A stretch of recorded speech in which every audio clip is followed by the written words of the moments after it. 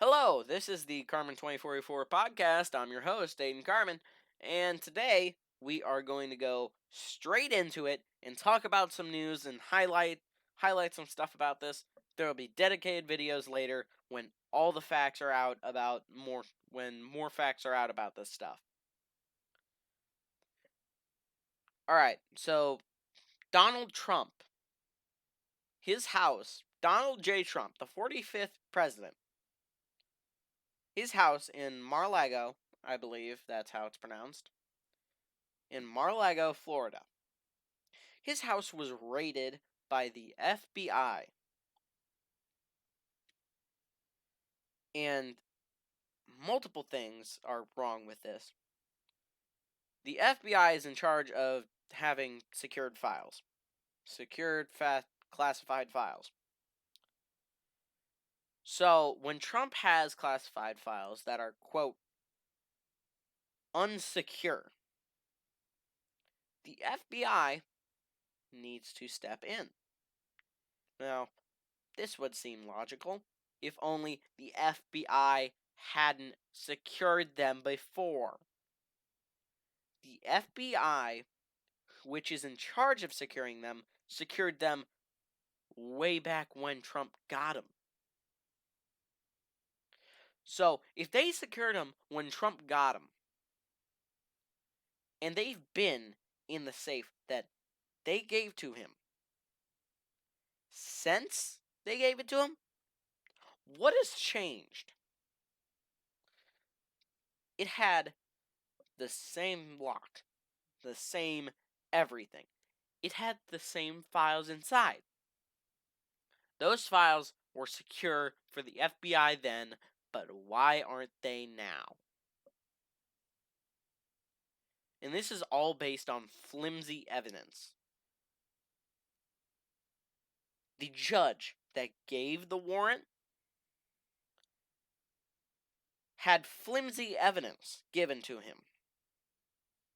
Flimsy at best, even.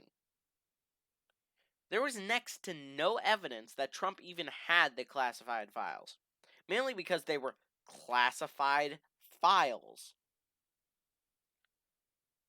Now, this is strange to me only because Trump's being raided, and yet none of the Biden family is being raided for this. For stuff for just examples of this. Hunter Biden, his laptop, there are photos of him weighing no good sugar. That's what we're going to call it. No good sugar on a scale. And that the FBI has refused to take his laptop. And yet there's still evidence of him doing illegal activities on that laptop. Come on. There's evidence of dead people voting in the 2020 election.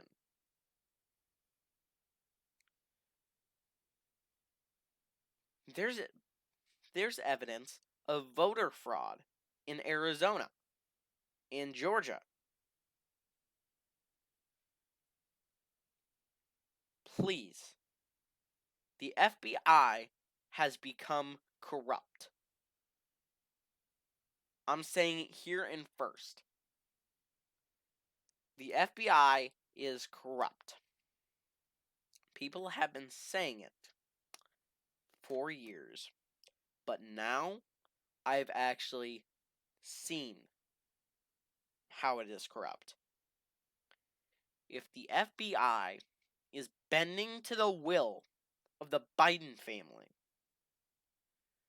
just so they can win the next election, is insane.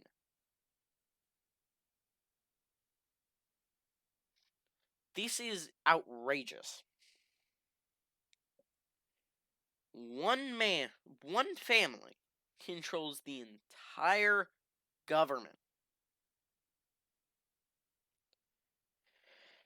Hunter Biden has done many illegal acts.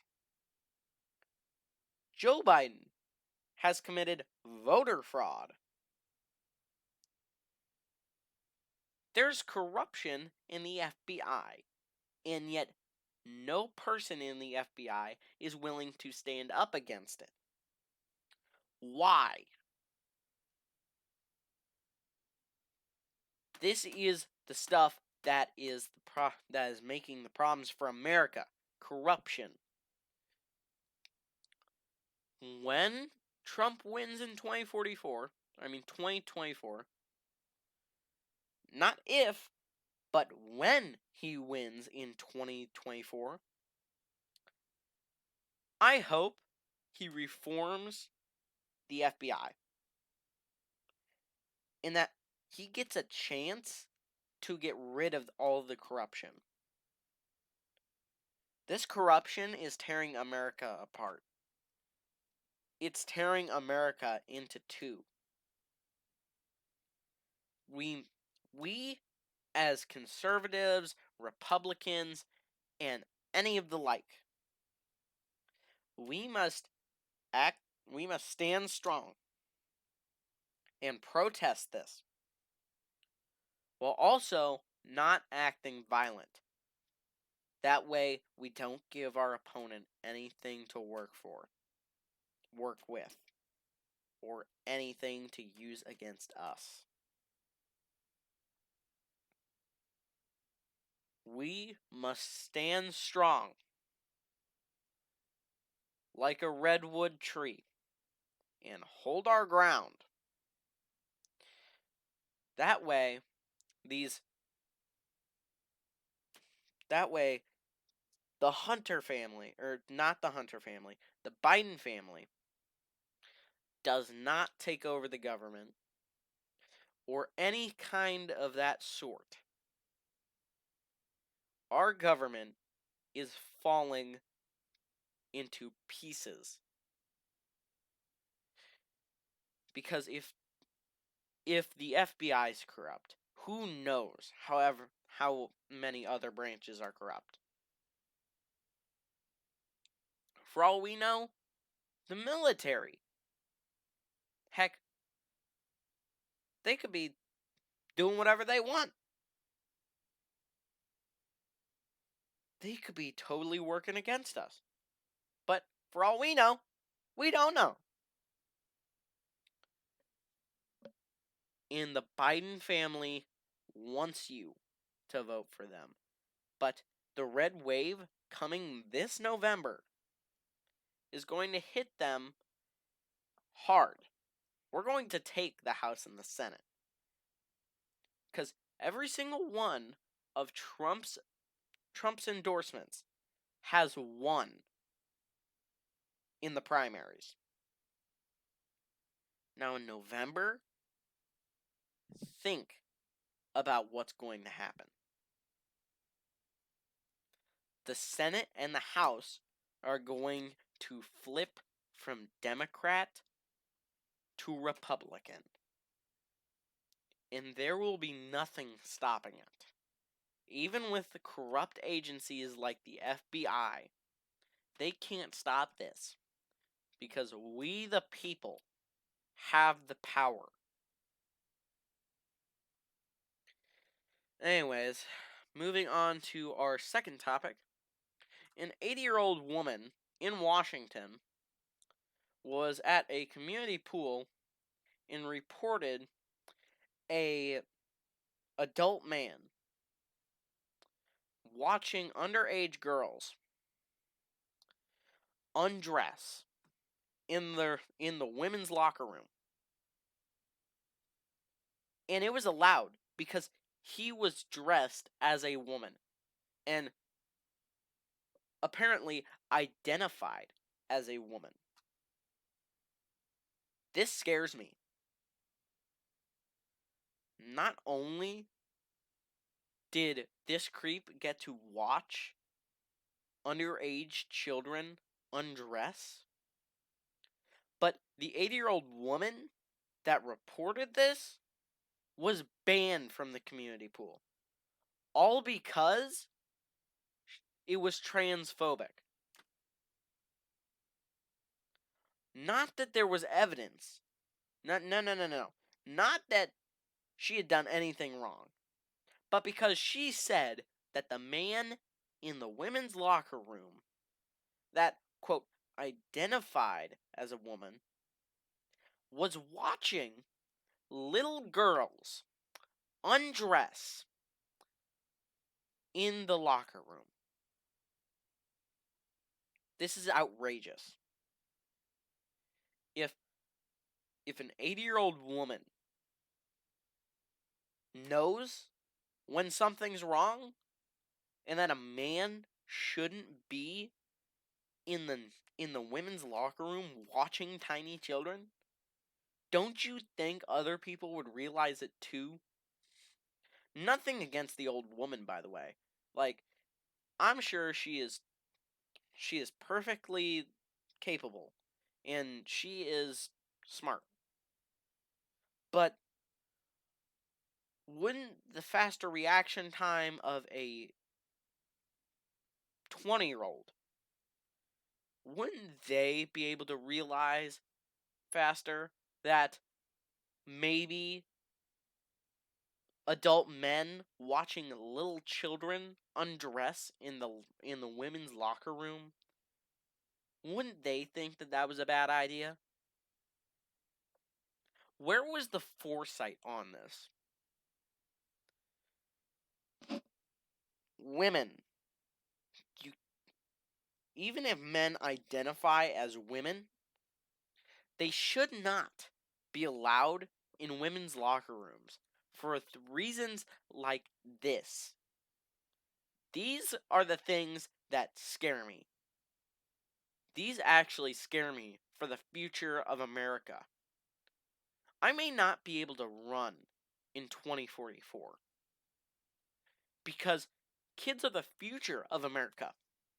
And if these kids are forced to endure this, who knows what the next generation will end up like?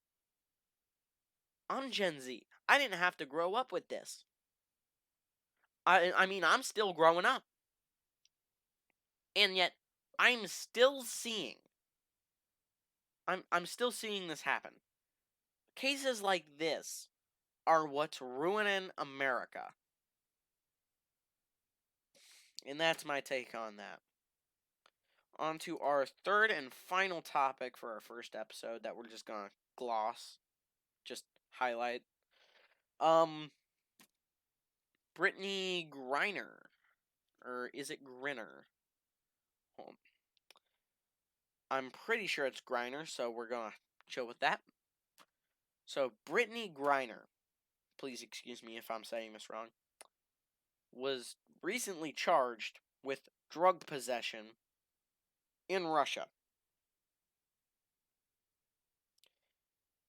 If you're going in to a separate country and you're vacationing or whatever she was doing in Russia,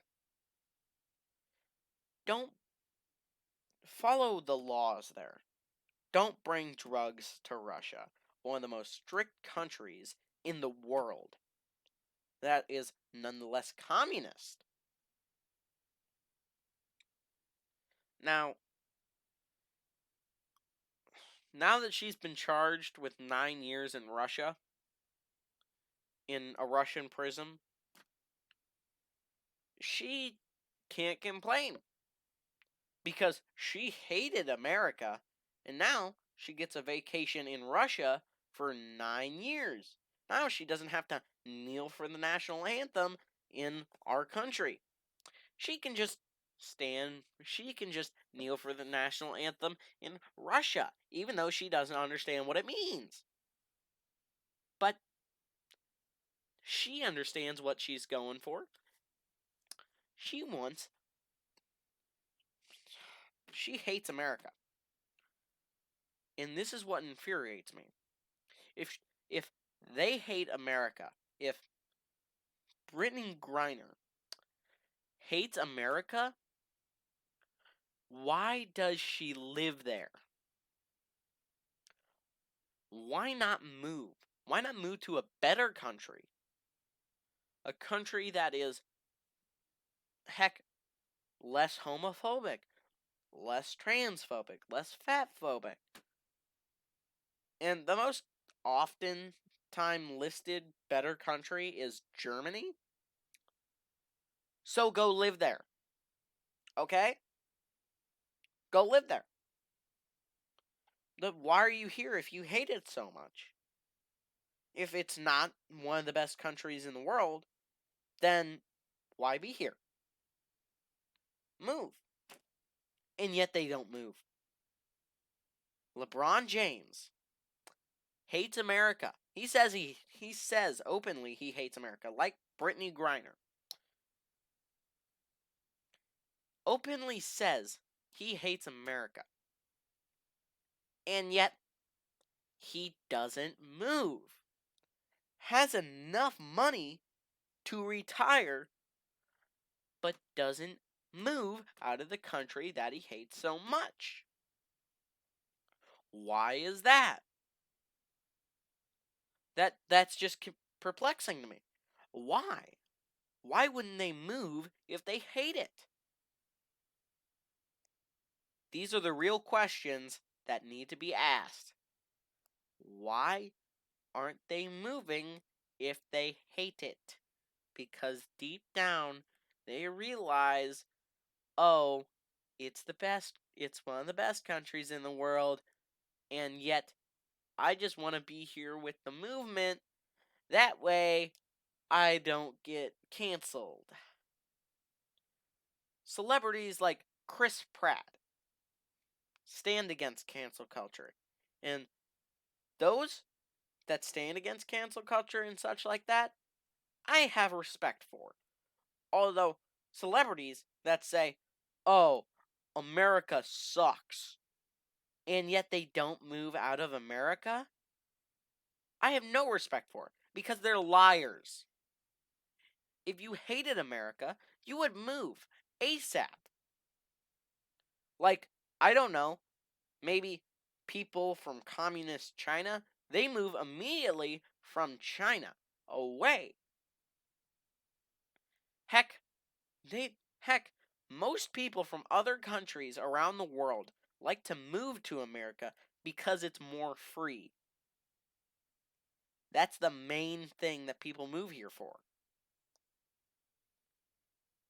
And because it's a better country, and because it isn't a dictatorship, because it isn't communist, because it isn't socialist, because it isn't fascist, because America is great. And the sooner you people realize this, the sooner we can fix America. Anyways, these have been my talks about today. Talks about topics floating around today. I hope you all have an amazing day. And I hope you all come back for another podcast within a week. Goodbye, and have a lovely day.